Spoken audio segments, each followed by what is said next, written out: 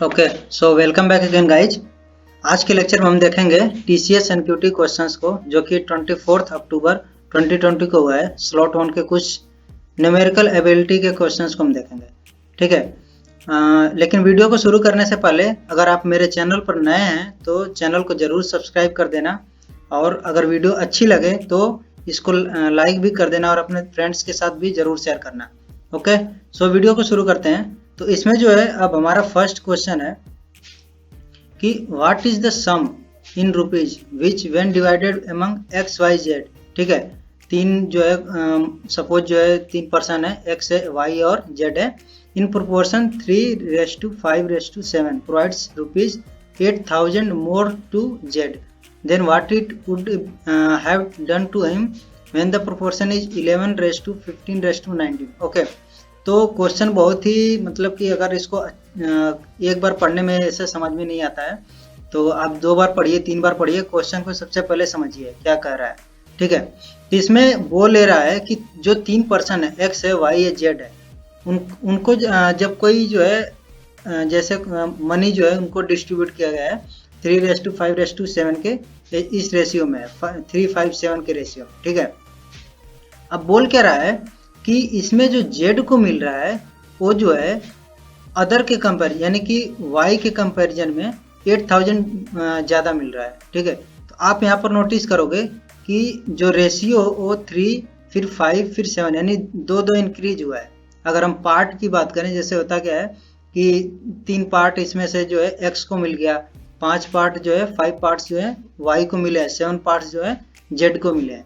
तो जो वहाँ पर जो जेड को मिला है वो वाई से 8,000 ज़्यादा मिला है, यानी कि जो उनका डिफरेंस है पार्ट का, वो भी आप देखिए तो कितना है, 2 का डिफरेंस है। ठीक है, 2 पार्ट का डिफरेंस है और वो डिफरेंस कितना क्रिएट कर रहा है, 8,000 का। ठीक है, यानी कि अगर हम बात करें एक पार्ट कितना होगा तो हो जाएगा 4,000 के इक्वल।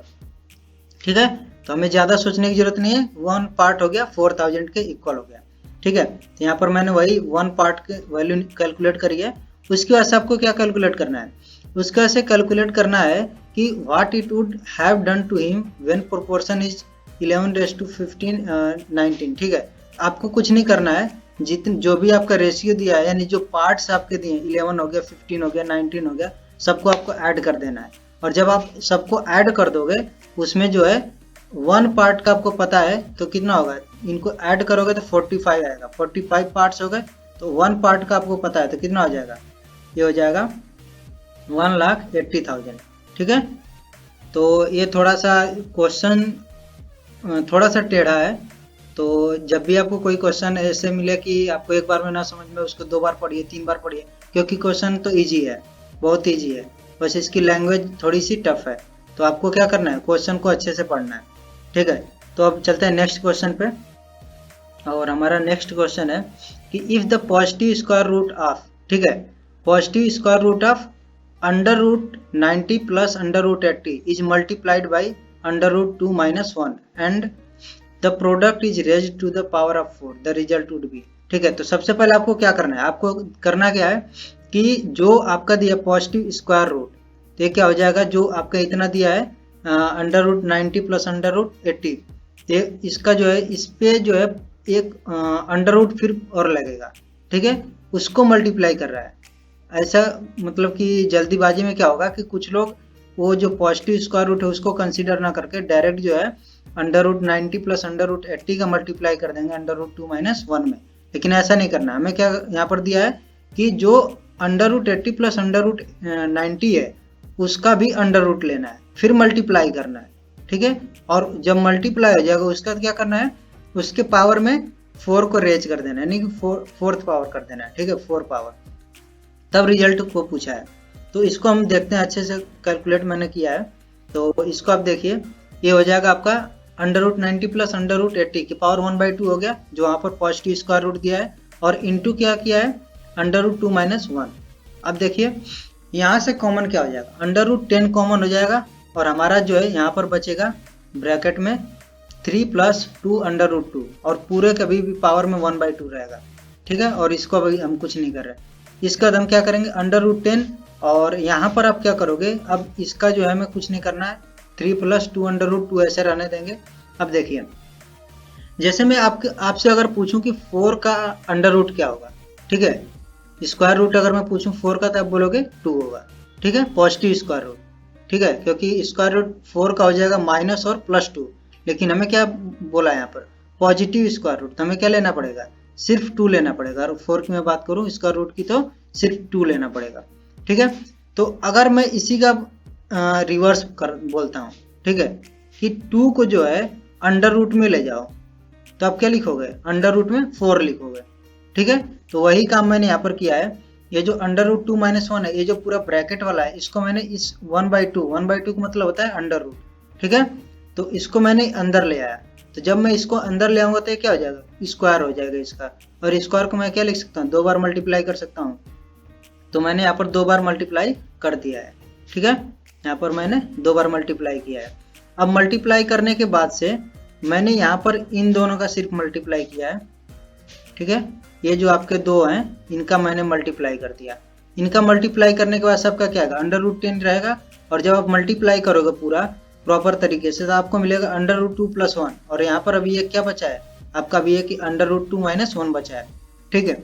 अब आपको एक फॉर्मूला पता है कि एक अगर जो है a + b है एक ब्रैकेट में और दूसरे ब्रैकेट में a - b है, तो क्या होता है, a² - b² होता है।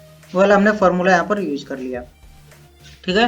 और वो वाला फॉर्मूला यूज करेंगे तो क्या हो जाएगा, ए हो गया अंडर रूट 2, इसका स्क्वायर 2 हो जाएगा, और माइनस b², b है 1, तो 1 का स्क्वायर 1, तो 2 - 1 1 हो गया, ठीक है, और ये 1 हमें यहाँ पर दिख रहा है, ठीक है। और हमारा क्या बचा यहाँ पर, अंडर रूट 10 बचा है। और आपको पता है कि 1 के पावर में कुछ भी आप लिखो, सपोज जो है 1/2, 1/4, 1/6 जो भी लिखो आपका वो कितना आएगा, 1 आएगा, तो क्या हो जाएगा, 1 हो जाएगा। लेकिन अंडर रूट 10 जो है इसके पावर में 1/2 रहेगा। और आपको पता है कि जब भी आप स्क्वायर रूट लिखते हो तो क्या होता है, 1/2 होता है उसका मतलब, तो ये क्या हो जाएगा, टोटल 1/4 इसके पावर में हो जाएगा, ठीक है। अब जो फाइनल क्वेश्चन हमारा क्या पूछा है उसमें कैलकुलेट क्या करना था कि पूरे के फिर पावर में 4 कर देना है, ठीक है। जब आप पूरे के पावर में 4 करोगे तो क्या हो जाएगा, 1/4 और इंटू 4 हो जाएगा, तो ये 4 से 4 कैंसिल हो जाएगा और कितना मिलेगा हमें आंसर मिल जाएगा 10 मिल जाएगा, ठीक है। तो ये हमारा आंसर हो जाएगा। आई होप ये आपको जो है काफ़ी अच्छे से समझ में आया होगा, ठीक है। अगर आपको कोई भी डाउट हो तो ज़रूर कमेंट करना, मैं अगली वीडियो में कोशिश करूँगा कि उसको जो है अच्छे से आपको समझा सकूँ, ठीक है। और अब हम नेक्स्ट क्वेश्चन पे चलते हैं। तो नेक्स्ट क्वेश्चन है कि a man has to travel 50 kilometre in 2 hours, ठीक है, and he could cover 20 kilometre in 1 hour, then had to stop for 10 minutes for refilling. By what factor should he increase his speed with reference to that during the first hour so as to be able to complete the journey as per schedule, ठीक है। तो यहाँ पर क्या है कि एक बंदा है, उसको 50 किलोमीटर तय करना है 2 घंटे में, ये पूरा मतलब शेड्यूल है, ठीक है। अब क्या बोल रहा है कि वो 1 घंटे में 20 किलोमीटर पहले जा रहा है, उसके बाद क्या कर रहा है कि रिफ्यूलिंग के लिए 10 मिनट वहां पर वो स्टॉप हो रहा है, यानी कि 10 मिनट उसका वेस्ट हो गया, ठीक है। यानी कि अब उसके पास कितना टाइम बचा, 50 मिनट बचा है, और उसके पास डिस्टेंस कितनी कवर करनी है, 30 किलोमीटर, ठीक, क्योंकि 20 किलोमीटर पहले कवर कर चुका है, अब बची 30 किलोमीटर, अब 50 मिनट में 30 किलोमीटर कवर करना है।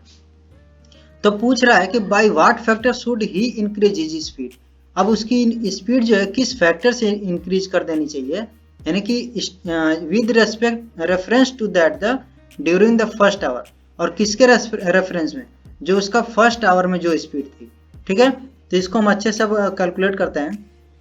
यहाँ पर total distance 50 kilometre, 20 kilometre first hour में चला, 10 मिनट उसका वेस्ट हो गया, 30 किलोमीटर चलना है 50 मिनट में, ठीक है।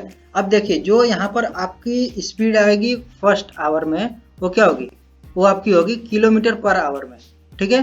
तो यहाँ पर जो आपका 50 मिनट है उसको आपको क्या करना पड़ेगा, आवर में कन्वर्ट करना पड़ेगा, ठीक है। तो कन्वर्ट करने के लिए हमें क्या करना होगा, 60 से डिवाइड कर देंगे तो आवर में कन्वर्ट हो जाएगा।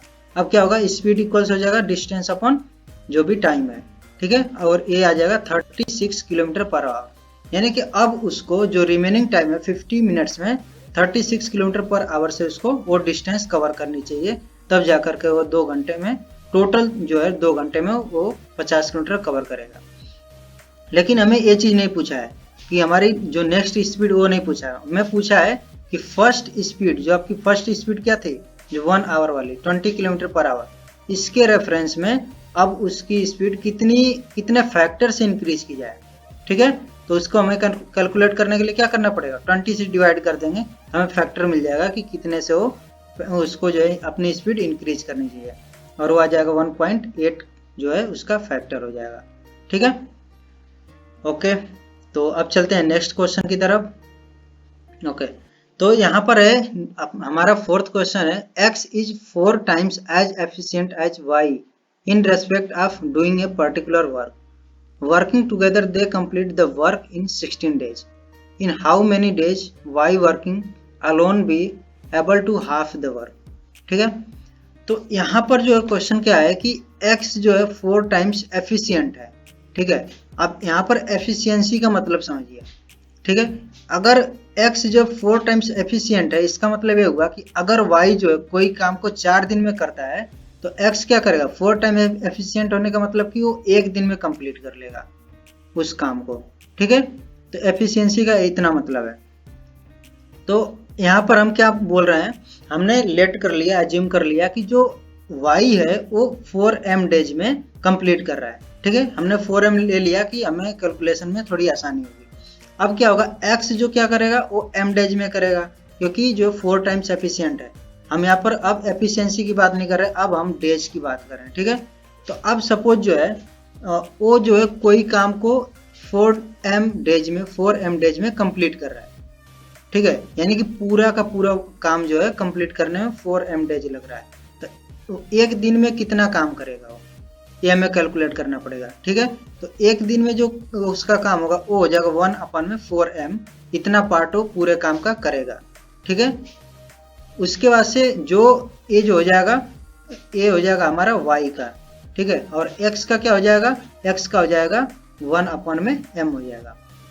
अब देखिए यहाँ पर जो y है वो ज़्यादा एफिशिएंट नहीं है एज कम्पेयर टू x, तो क्या करेगा, y कम काम करेगा। और इस ये जो है हमें पता कैसे चलेगा, 4m ज़्यादा है m से। ठीक है, m कम है, तो जब हम 1 में डिवाइड करेंगे 4m से, तो एज कम्पेयर टू 1/m जो 1/4m है, इसकी वैल्यू कम आएगी, यानी कि ये जो काम करेगा कम करेगा। ठीक है, अब क्या होगा कि जब ये दोनों एक साथ काम करते हैं, तो ये 16 दिन में 16 डेज में पूरा जो है काम कंप्लीट कर देते हैं। ठीक है, तो अब जो 16 डेज में कंप्लीट कर रहे हैं, यानी कि एक दिन में कितना काम करेंगे, 1/16 पार्ट करेंगे। ठीक है, यानी कि 1/16 पार्ट एक दिन में, अगले दिन भी 1/16 पार्ट, तो कितना आ जाएगा, 2 दिन में 2/16 पार्ट। ऐसे 3 डेज में 3/16 पार्ट होगा। ऐसे हम करें तो 15 दिन में कितना होगा, 15/16 पार्ट होगा। और जो 16वां दिन होगा, 16 दिन जब कंप्लीट हो जाएगा, तो 16/16 पार्ट करेंगे, यानी कि 1 पार्ट। वन पार्ट का मतलब होता है कि पूरा कंप्लीट। ठीक है, हम क्या करेंगे कि ये जो एक एक दिन में काम कर रहे हैं, इनको हम कंपेयर करेंगे। ठीक है, तो यहाँ पर क्या किया हमने, एक दिन में जो यहाँ पर y का काम है उसको ऐड कर दिया एक दिन में जो x का काम है, और वो टोटल हमारा आ जाएगा 1/16। और यहाँ से हम m की वैल्यू कैलकुलेट कर लेंगे, यानी कि जो m है, हमने क्या माना था, m क्या है, m जो है x उतने दिन में काम को कंप्लीट कर रहा है। ठीक है, नंबर ऑफ डेज है x का। तो लेकिन हमें कैलकुलेट क्या करना है, in how many days y working alone will be able to half the work, यानी कि y जो है आधा काम कितने दिनों में कंप्लीट कर लेगा। तो y को पूरा काम कंप्लीट करने में कितना दिन लगेगा, 4m डेज। यहाँ पर हमने लेट किया था, तो अब क्या हो जाएगा 4m डेज। तो 4m डेज का मतलब हो गया कि 80 डेज, लेकिन हाफ वर्क करना है, कंप्लीट करना है, तो कितना हो जाएगा 40 डेज हो जाएगा।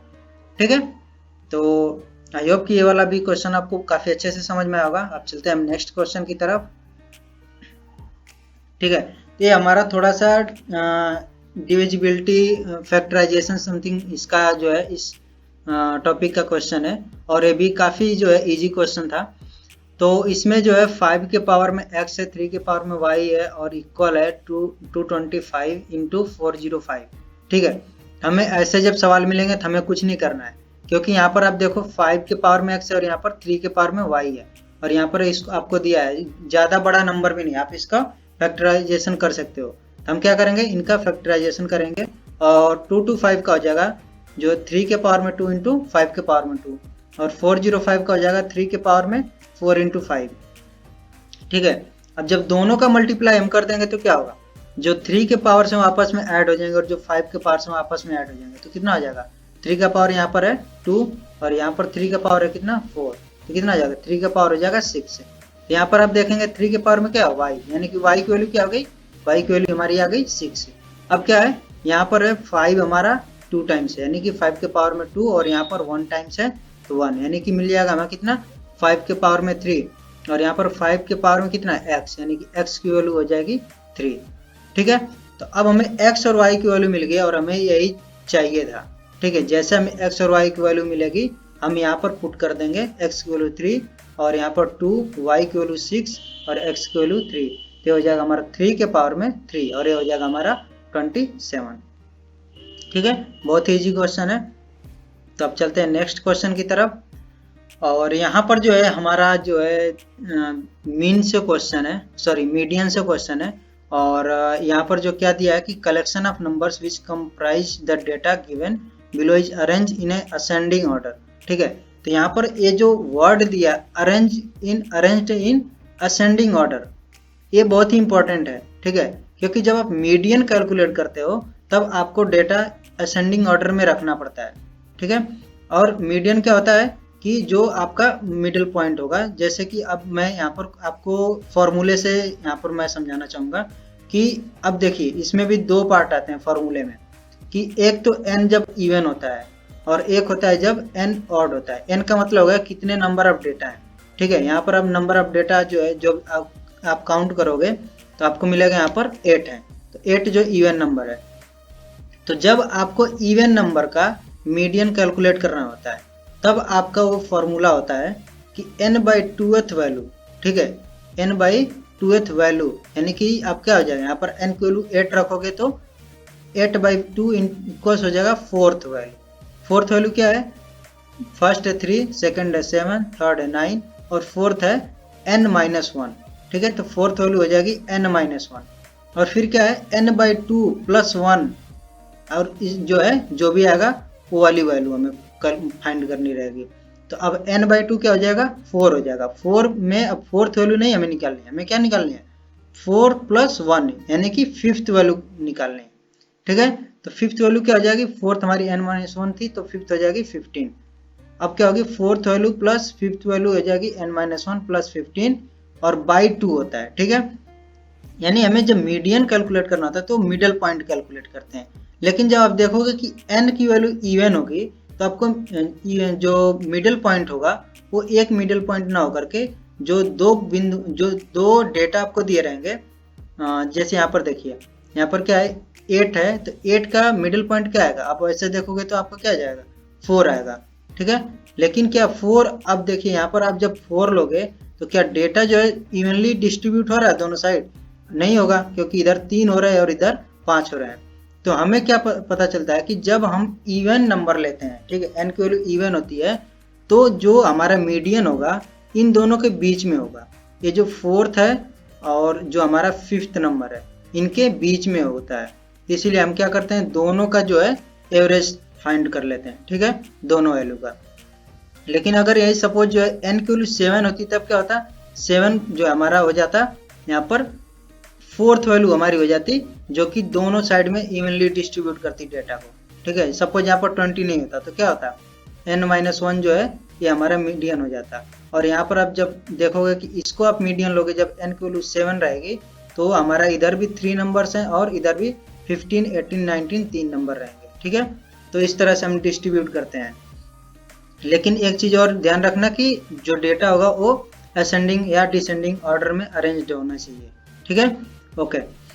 तो और मैं आपको एक चीज और बताता चलूं कि जब आपको जो है मीडियन कैलकुलेट करना होगा ऑड नंबर का तो आपका फॉर्मूला क्या हो जाएगा, आपका फॉर्मूला हो जाएगा n+1th वैल्यू बाई 2 हो जाएगा। ठीक है, यानी कि अगर यहाँ पर 7 होता तो 7 + 1 यानी कितना हो जाएगा 8 और 8/2 कितना हो जाएगा 4th वैल्यू।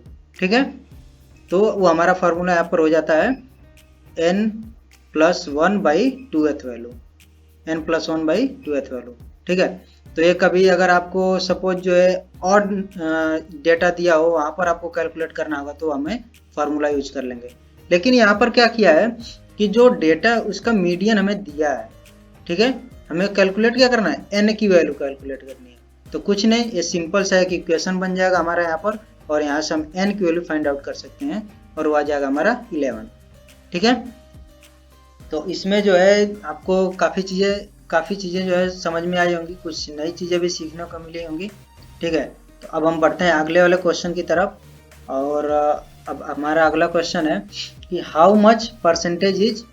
अब यहाँ पर देखिए, ये जो थोड़ा सा अगर आप इस पे ध्यान नहीं दोगे तो कुछ ना कुछ गलती कर सकते हो। ठीक है, तो यहाँ पर अब सबसे पहले ये बताओ कि कैलकुलेट किसे करना पड़ेगा। सबसे पहले किसे कैलकुलेट करोगे, इसको नहीं कर सकते। ठीक है, सबसे पहले क्योंकि इधर कोई नंबर नहीं, अभी किसी भी चीज जब आप परसेंटेज फाइंड आउट करते हो तो आप नंबर का फाइंड आउट करते हो।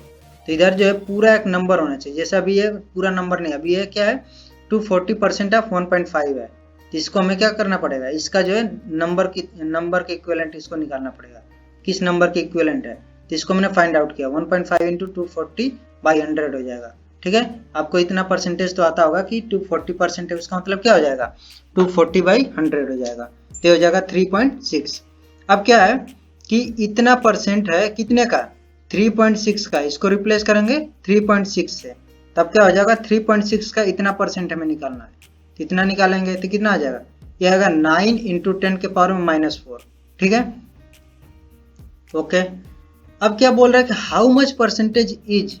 अब ये जो नंबर हमें मिला 9 इंटू 10 के पावर में -4, वो कितना परसेंट है इस वाले नंबर का, 0.9 का। ठीक है, तो हमें उसको फाइंड आउट करने के लिए क्या करना पड़ेगा, जिसका भी हमें जिस भी चीज का परसेंटेज फाइंड आउट करना होता है उसको हम क्या करते हैं ऊपर रखते हैं, और जिसमें से मतलब जिसके कंपेयर में फाइंड आउट करना होता है उसको हम डिनोमिनेटर में रख देते हैं। यहाँ पर क्या हो जाएगा 9 इंटू 10 के पावर -4 हो जाएगा, इंटू अब परसेंटेज में कैलकुलेट करना तो 100 का मल्टीप्लाई करेंगे, 100 का मल्टीप्लाई कर दिया और यहाँ पर डिनोमिनेटर में 9 कर दिया। ठीक है, तो ये आएगा हमारा, यहाँ से 9 से 9 का कैंसिल हो जाएगा और क्या होगा 10 के पावर में -4 और 100 को लिख सकते हैं 10 के पावर में +2। ठीक है, तो कितना आ जाएगा 10 के पावर में -2, और 10 के पावर में -2 का मतलब क्या होता है, ये होता है 0.01%। ठीक है, तो ये वाला भी सवाल काफ़ी इजी था। Okay, so thank you guys, thank you so much. और अगर आपको ये वीडियो अच्छी लगी है तो प्लीज़ लाइक बटन प्रेस कर देना और अपने फ्रेंड्स के साथ भी ज़रूर शेयर करना। ओके, सो मिलते हैं और अगली वीडियो में।